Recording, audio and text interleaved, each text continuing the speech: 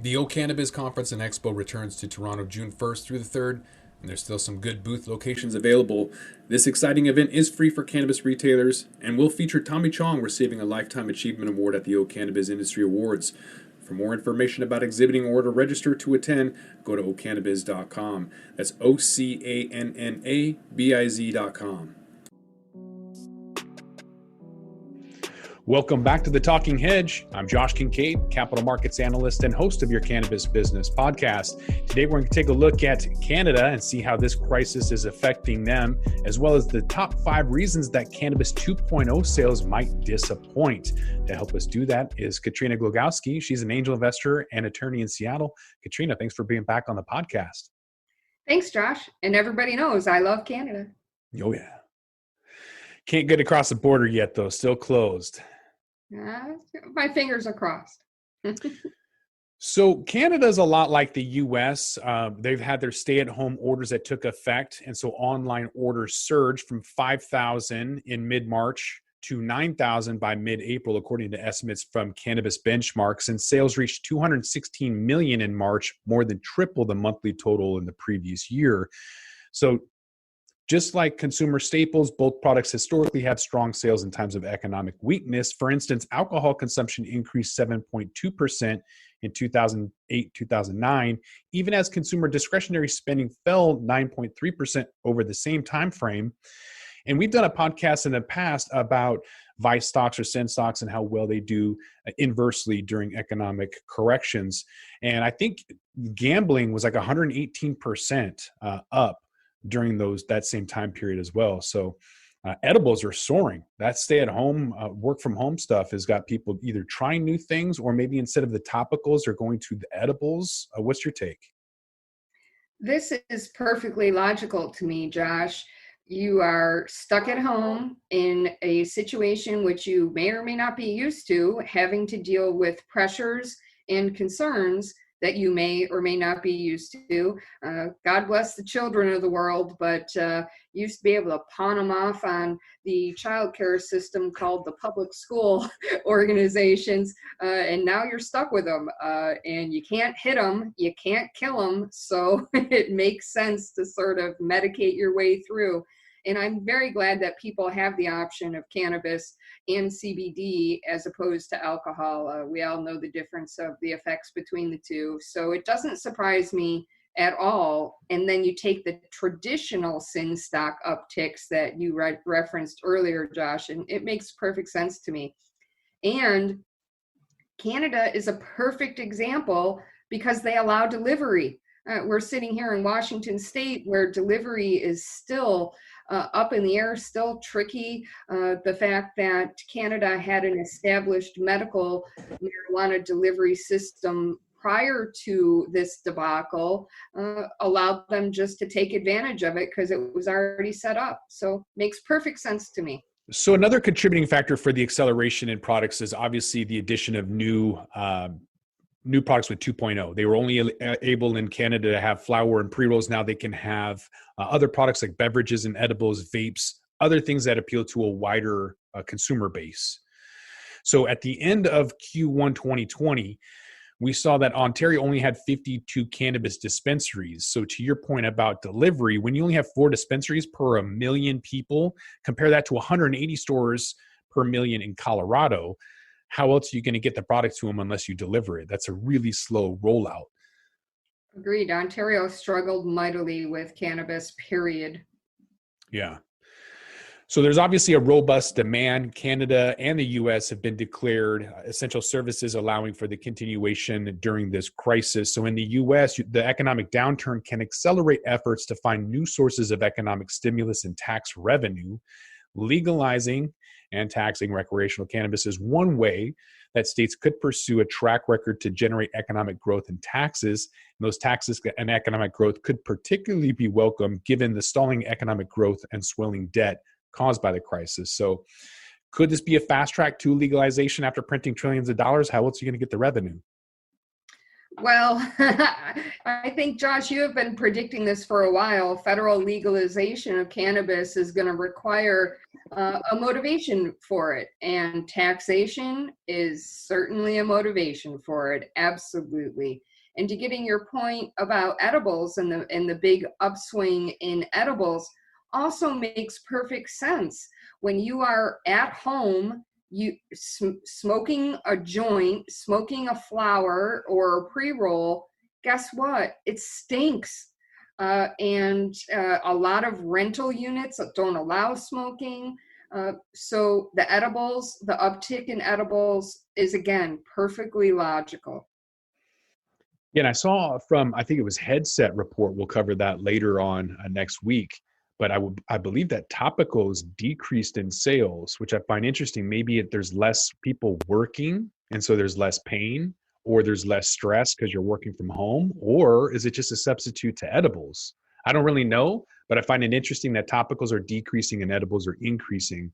I think there's some data to dive into eventually.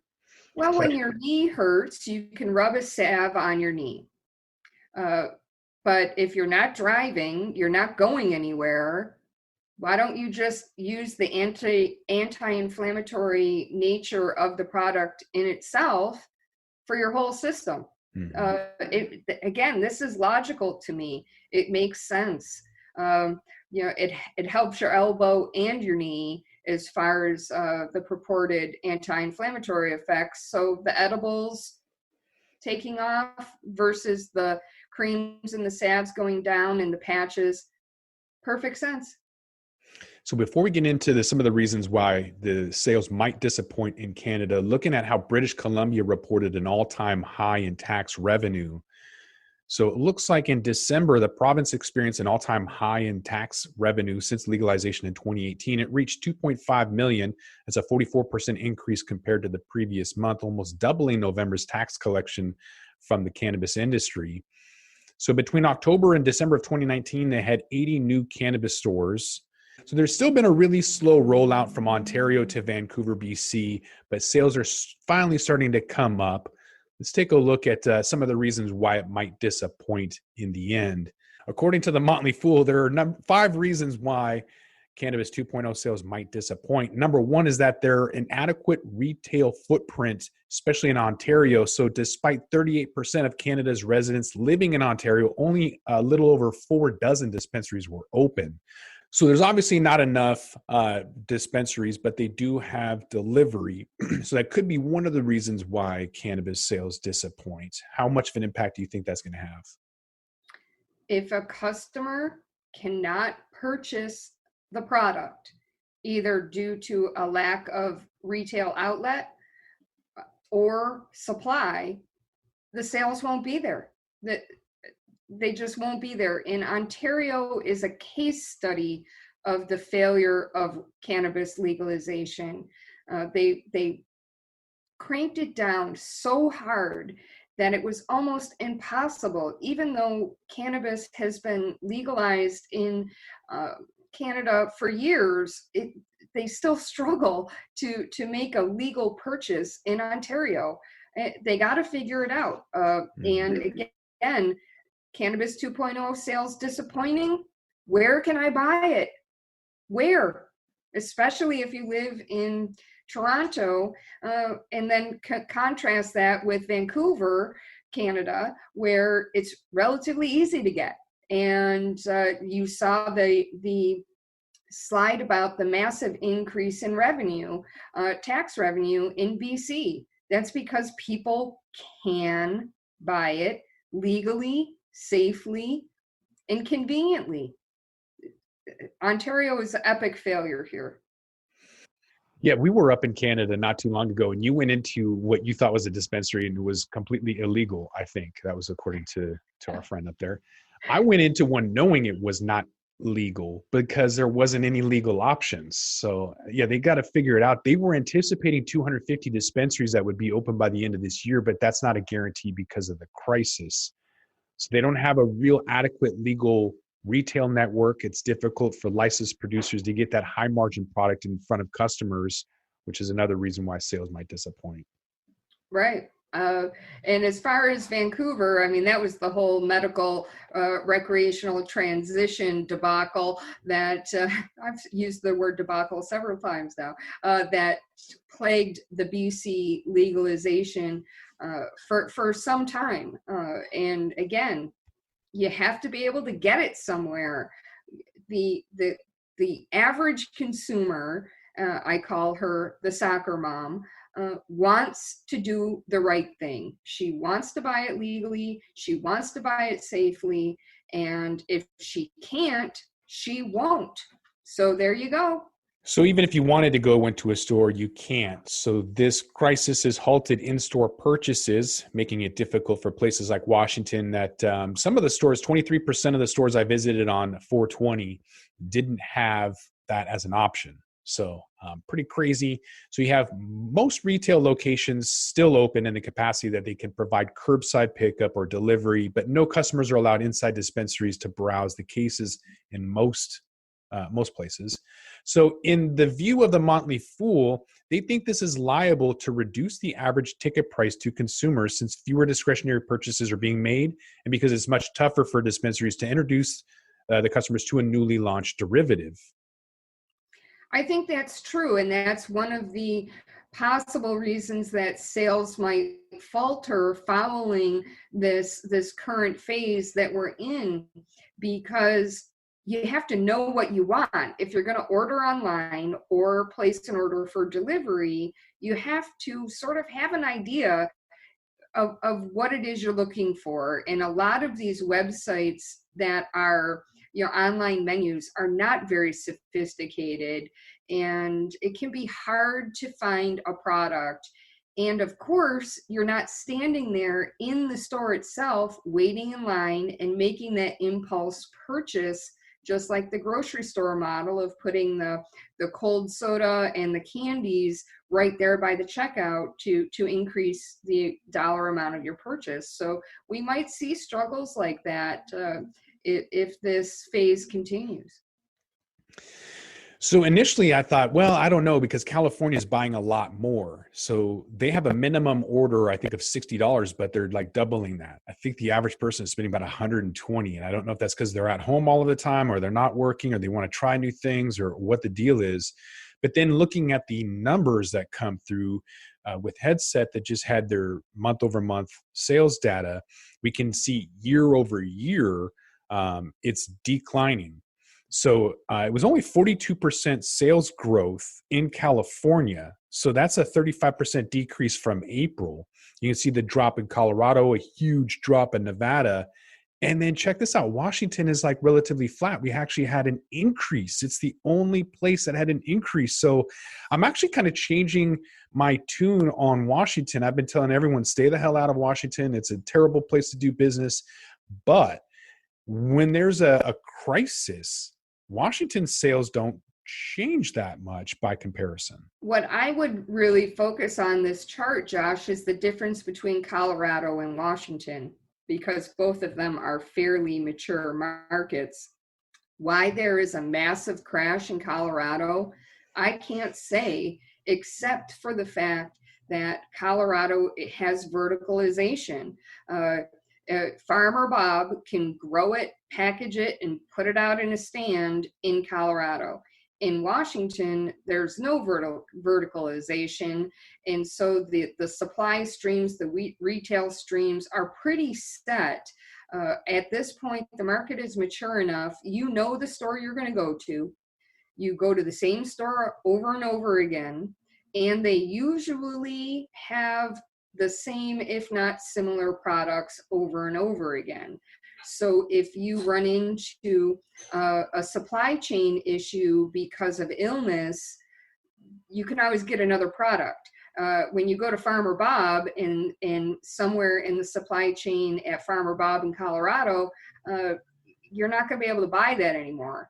Now, of course, Colorado has big retailers that are not relying on Farmer Bob, but I don't know how to explain the crash in the Colorado market any other way except for a blip in the supply chain. I'm guessing it has to do with tourism. I know Nevada just got absolutely decimated with the lack of tourism. Clark County in Vegas is 80% of all sales in the entire state of Nevada, and without casinos and tourism, they got hammered. Colorado, I was surprised to see the dip. I thought that they would be more like Washington, more stable, but they seem to be relying on a lot more tourism than we are. And when you see the average basket amount or how much people go in and actually buy is increasing.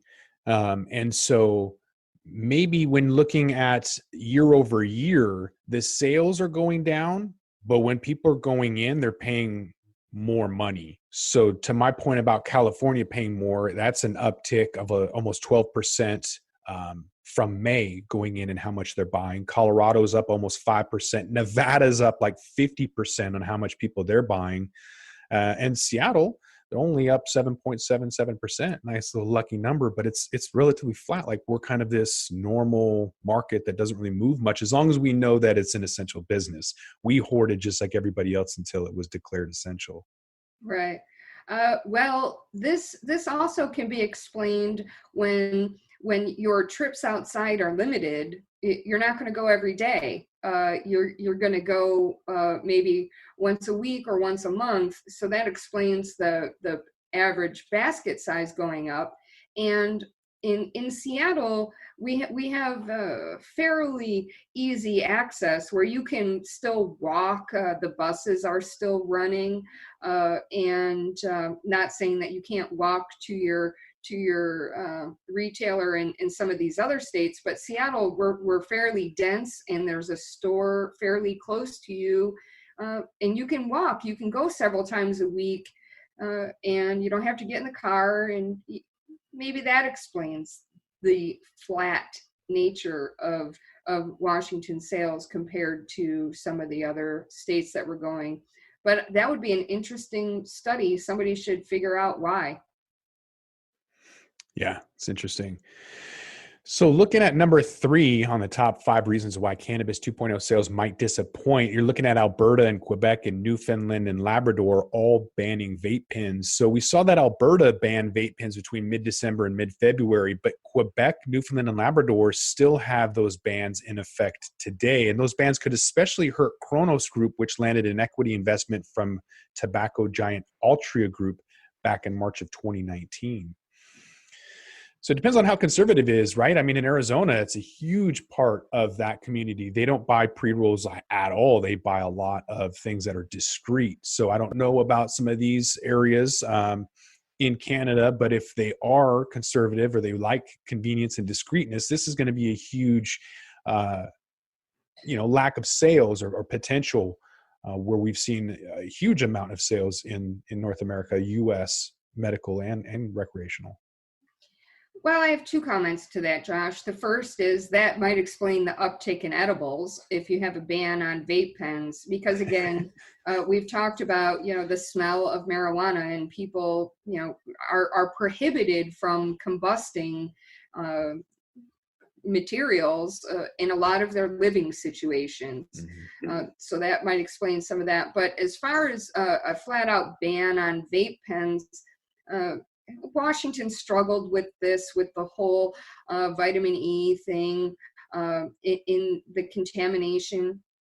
And then they sort of settled back down into an acceptable vape pen formulation and ingredients situation. So I hope that Canada comes to their senses concerning vape pens.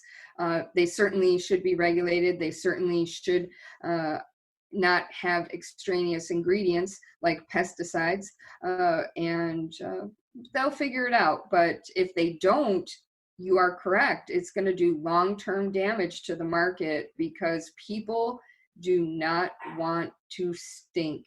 They just don't. And of course, they're prohibited from smoking a pre-roll in probably 95% of the places where they're located. So number 4 on the list is probably the meat and potatoes of this whole thing on 5 reasons why cannabis 2.0 sales in Canada might fail. And that's because of the balance sheet constraints. So some part of the blame for the weak cannabis 2.0 launch likely lies with the licensed producers whose balance sheets are an absolute mess. So at this time last year, pot stocks appeared to have plenty of capital and or relatively easy access to financing.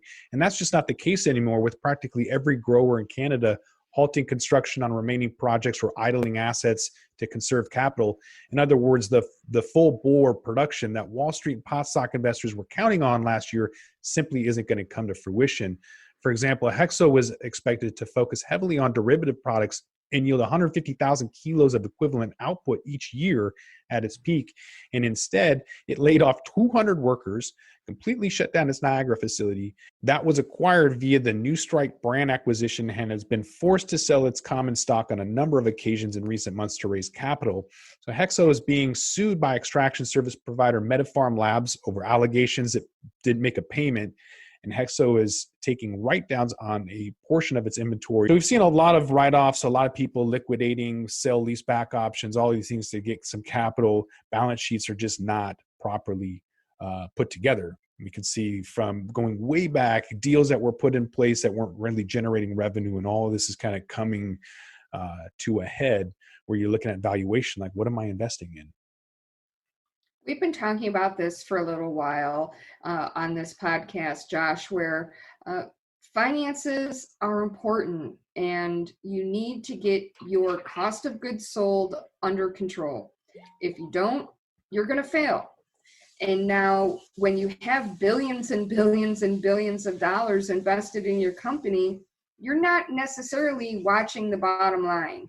Oh, hey, we're going to just launch into gummies, chocolates, vape pens, sodas, creams. No, you got to research the market. You have to actually pay attention to what you're doing.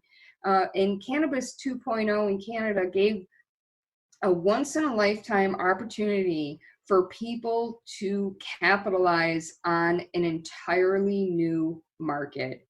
And some of them did it well, and some of them did not. And that is what you're looking at.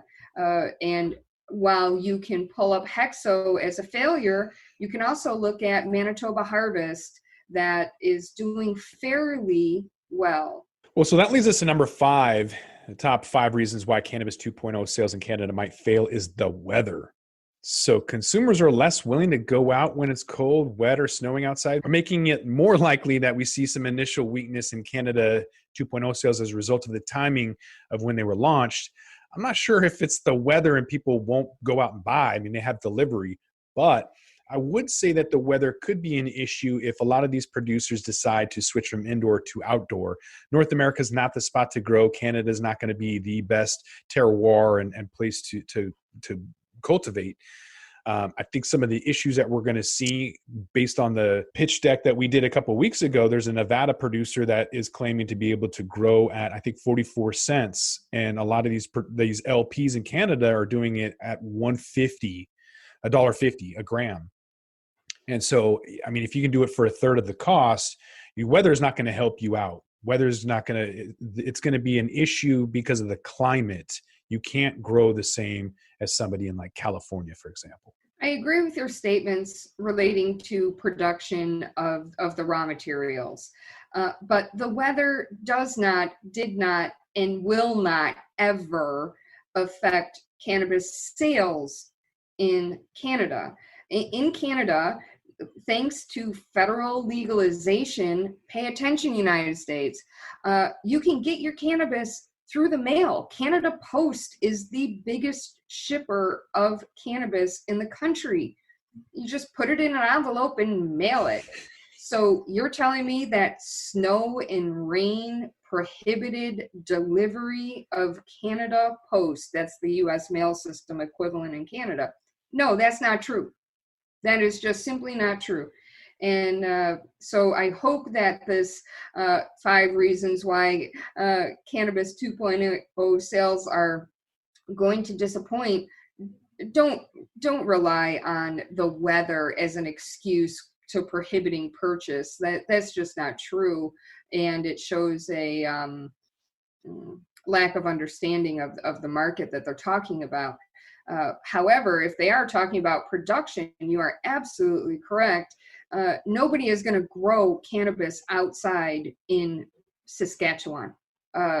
It's just not going to happen because of the cost of goods sold. We'll see. The weather. Will see. You're going to have to come back to the Talking Hedge and find out. So with that, we're going to roll this one up. I'm Josh Kincaid. I want to thank my guest, Katrina Glogowski, angel investor and attorney in Seattle. Thanks for being back on the podcast, Katrina. Thanks, Josh. I am Josh Kincaid. This is the Talking Hedge. Don't forget to like, share, and subscribe, or don't. And I'm out.